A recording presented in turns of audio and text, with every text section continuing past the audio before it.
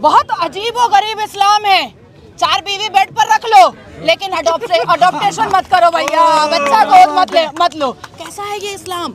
हर वक्त ठरकबाजी सिखाते रहता है, हर वक्त। भाई नहीं, अभी अब संविधान से ये देश चलेगा। भारत को अगर चलना है तो संविधान से चलेगा। दीदी आपको जय श्री राम। आप जैसी बहनें अगर हैं तो 100 करोड़ हिंदुस्तानी भाई आपके साथ है और हम आपको अपनी बहन मानते हैं। जय श्री राम। अरे महाराष्ट्र में एक भी मुसलमान IPS नहीं है। अरे होगा कहाँ से? बचपन से जालीदार टोपी उटंगा पैजामा पहना करके एक ही बात सिखा रहे हो, तो ये पढ़ेंगे कब? ये पढ़ेंगे कब? ये तो 72 वर्ष के नशे से निकल ही नहीं रहे हैं, तो पढ़ाई कब करेंगे? अगर 72 फिरका मुसलमानों का सेफ और सिक्योर है तो वो भारत में है, और उसकी सबसे बड़ी वजह पता है क्या है?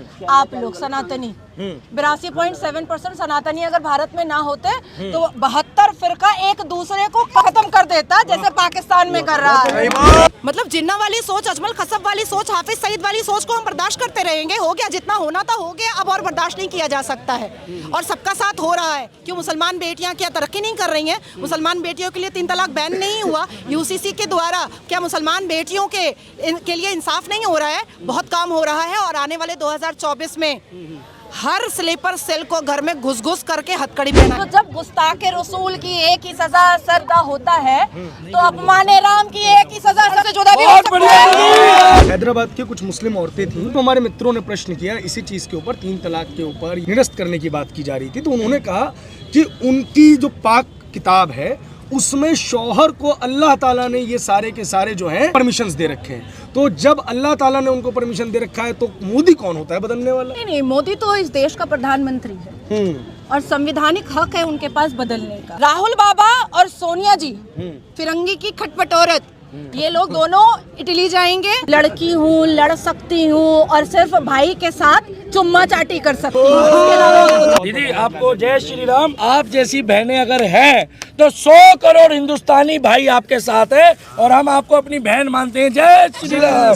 जब तक मेरी सांसों में सांसें हैं, मैं नाजिया बहन से राखी बंधवाता रहूंगा। एक तरफ देश के प्रधानमंत्री ताबड़तोड़ रैलियां कर रहे हैं और लोगों तक बेनिफिशियरी स्कीम्स पहुंचा रहे हैं, वहीं देश के मुख्य विपक्षी पार्टी के नेता कैम्ब्रिज गए थे, वहां से वापस आ गए और उनकी स्पीच नहीं आई है। एक तरफ देश में संदेश खाली का मसला है, तो वहीं दूसरी तरफ विपक्ष का सन्नाटा है। इन सब करने के लिए हमारे साथ आज की हमारी मुख्य वक्ता नाजिया इलाही खान है। मैम, सबसे पहला सवाल जो आज का प्रमुख मुद्दा है और जो इस चुनाव में भी बनाया जाएगा, क्या मुसलमान मोदी सरकार में सुरक्षित है? क्योंकि इसी पीरियड में हमने देखा है कि 3 तलाक के ऊपर जो है एक्शन लिया गया, इसी पीरियड में UCC की बात चालू की गई है और इन सभी मुद्दों को मुसलमानों से जोड़कर ये कहा जा रहा है कि प्रधानमंत्री नरेंद्र मोदी के कार्यकाल में मुसलमान खतरे में है। आपने भारत में मस्जिदों में देखा है, मज़ारों में देखा है, इमाम बाड़ों में फूटते देखा है, शाही ईदगाह में फूटते देखा है? पाकिस्तान में फूटता है, पाकिस्तान में फूटता है। अगर 72 फिरका मुसलमानों का सेफ और सिक्योर है तो वो भारत में है, और उसकी सबसे बड़ी वजह पता है क्या है? आप लोग सनातनी। 82.7% सनातनी अगर भारत में ना होते तो 72 फिरका एक दूसरे को खत्म कर देता, जैसे पाकिस्तान में कर रहा है। देखिए, भारत में मुसलमान सबसे ज्यादा सेफ है। 7 लाख से ऊपर मस्जिदें हैं, 3 लाख एक्टिव मस्जिदें हैं। आर्मी के बाद अगर सबसे ज्यादा प्रॉपर्टी किसी के पास है तो लैंड माफिया वक्फ बोर्ड के पास है। ठीक है, 200 करोड़ से ज्यादा एनुअल उनका इनकम हो रहा है भाई। अब आप मुझे बताएं कि मुसलमान में ऐसा कौन व्यक्ति है, आगे 1947 से बताएं कि ऐसा कौन व्यक्ति है जो बड़े पद पर बैठने के बाद मुसलमानों को सिविलाइज्ड करने का, मुसलमानों को एडुकेट करने का सोचा। हमने 5 एडुकेशन मिनिस्टर देखा था 1947 से 1977 तक। अगर 25 साल 5 एडुकेशन मिनिस्टर मतलब 25 साल में मुसलमान को पढ़ने के लिए अगर उन्होंने कुछ किया होता, वाकई में वो बाबर क़ासिम बना दो, औरंगजेब को महान बना दो, शाहजहां को आशिक बता दो, और ये सारी चीजें छोड़ करके अगर वाकई में एडुकेशन पर फोकस करवाया होता तो आज हमारे भारत के अंदर मुसलमान लड़के 72 वर्ष दीवाने बन के नहीं घूर रहे होते, IAS IPS होते, अभी हाल देखा असदुद्दीन अवैसी कहते महाराष्ट्र मंच पे खड़े हो करके किसियानी बिल्ली खंबा नोचे की तरह पढ़ रहा है कि अरे महाराष्ट्र में एक भी मुसलमान आईपीएस नहीं है। अरे होगा कहाँ से? बचपन से जालीदार टोपी उटंगा पैजामा पहना करके एक ही बात सिखा रहे हो, तो ये पढ़ेंगे कब? ये पढ़ेंगे कब? ये तो 72 वर्ष के नशे से निकल ही नहीं रहे हैं, तो पढ़ाई कब करेंगे? अवैसी देखिए एक ऐसा व्यक्ति है सड़क छाप टाइप का, जो 48 डिग्री के गर्मी में भी शेरवानी पहन करके भारत के लोगों को कन्विंस करवाता फिरता है, मुझे मुसलमान बोलो, मुझे मुसलमान बोलो, मुझे मुसलमान बोलो। ये है अवैसी, ये है अवैसी। इसके अलावा अवैसी ने कुछ नहीं किया।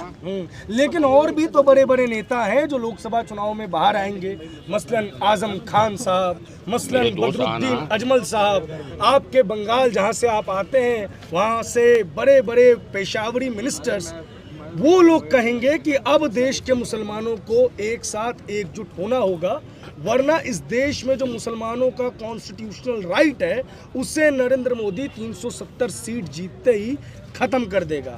मोदी 370 सीटें जीतना ही इसलिए चाहता है। आप 370 की बात कर रहे हैं, मैं 411 की बात कर रही बहुत हूँ। बढ़िया। दूसरी बात कि संविधान की दुहाई पहले चलती थी कांग्रेस के जमाने में। सही बात है। ठीक है, ये तो शरिया मानते हैं, तभी तो शरिया अभी हालिया में गजवाए हिंद का फतवा जारी किया था ना, तो ये तो संविधान मानते नहीं है, ये तो शरिया मानते हैं। तीसरी बात मैं आपको बता देना चाहती हूँ कि देखिए यूसीसी आर्टिकल 44 जब संविधान बना तब से है, ठीक है, और ये जितनी भी कोशिश कर लें, जितना भी नाक रगड़ लें और सबको कहें कि सब जुड़ जाओ, 72 फिरका सब मेरे पास आ जाओ और हम लोग मोदी जी को समझा देंगे, बुझा देंगे, भारत में मुसलमान बेटियां जिनका पॉलिटिक्स से दूर दूर तक कोई नाता नहीं है, वो भी मोदी जी को सपोर्ट करेंगी और उन्हीं को वोट देंगे। इस बार मुसलमान बेटियों ने ठान लिया है, आएगा तो मोदी आएगा।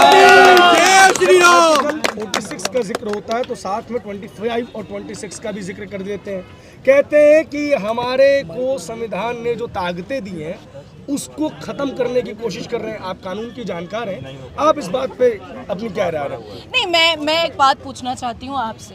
बड़े जबरदस्त सवाल आप करते हैं।